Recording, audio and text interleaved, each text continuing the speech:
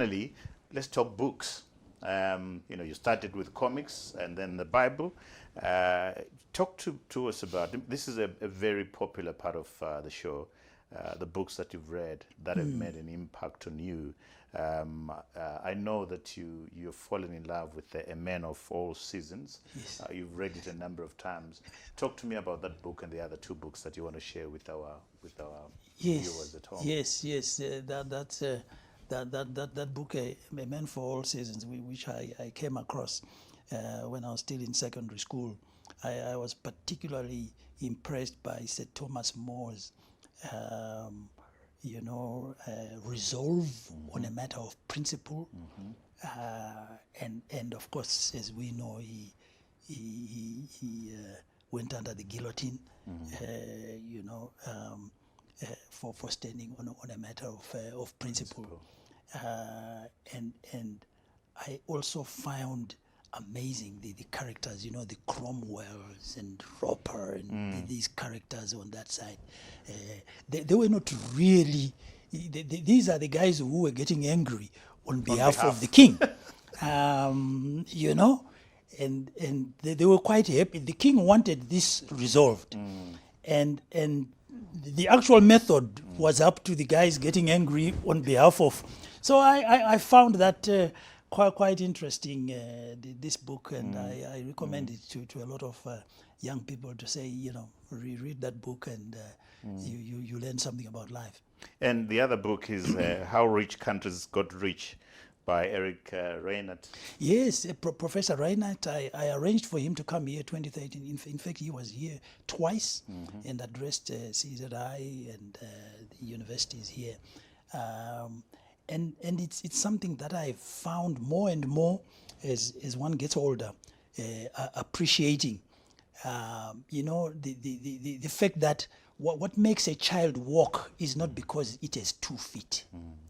A child walks because it sees others walking. Right. You've heard these stories about children who are grown up living with animals. They also walk on fours. Yeah. Yes. So I never actually thought about it to say, but you walk. But in fact, if although I have 2 feet, if the people around me were walking on fours, I would have walked on fours. And I think this for me is the basic lesson from Eric Reinert's book, to say, look at how other nations have become just societies. They've become prosperous, societies. How come you look at what they have done, almost a copy and paste. And I know there are people who say, oh, no, we shouldn't copy, we do our own thing. And I say to a lot of them, well, where is your car? It will have 4 wheels. And this is a book that you've bought and given to quite a number of prominent people. KK? I have given people just to share. I got so excited about sharing. The first book, I had bought it at Nairobi airport. And I've since been buying copies. I gave the former president a copy. I've given the current president a copy. I was asking the other day to say, President, have you read it? Where are you with that book? Because I've got another that's coming. Yeah. Tendai Bitu, when he was Minister of Finance, I gave him a copy. I gave Patrick Namas, I gave Bima a copy. Precisely because I just thought we need to share. How come other nations have prospered? And we are in this sad state of precisely. There are things that they have had to do, and we need to learn from this. That's really the big lesson, and I keep reading that book, and I've recommended it to a lot of people. And the last book is Collapsed by Jared Diamond. Jared Diamond. Jared Yes, Diamond? Yes, Collapse, and there's a section there about the Great Zimbabwe. And what he says is, when we visit the Great Zimbabwe, among other, when there's the Mayan kingdoms, the pyramids, we go there with it's kind of a romantic sense, about, our forefathers, great people. And what he says in there was, it's a ruin. It represents failure. Now I say to myself, but wait a minute. There's something there.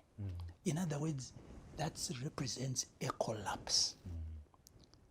So normally we don't go there to learn, to say, how do we avoid collapsing?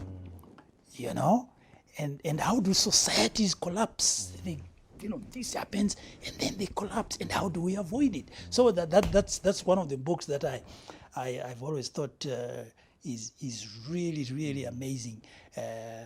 I've taken groups of managers during the economic crisis when I was at Harriston. I took a manager. There is a ruin just outside Nyanga. When you go there and you say to yourself, how did people do this? And what I've said to the people, if you look at the Great Zimbabwe, people stone upon stone, did they use scaffolding? How did they do it? These guys didn't have any engineering training, you know. But here we are with computers, and we can't deal with basic issues of feeding ourselves, you know, Feeding water potholes, water to the townships. You know, we have so much knowledge about dealing with these issues that when we look at our heritage of these ruins, I think we to a large degree we should be ashamed of ourselves that we sit on our brains. We should be doing much more.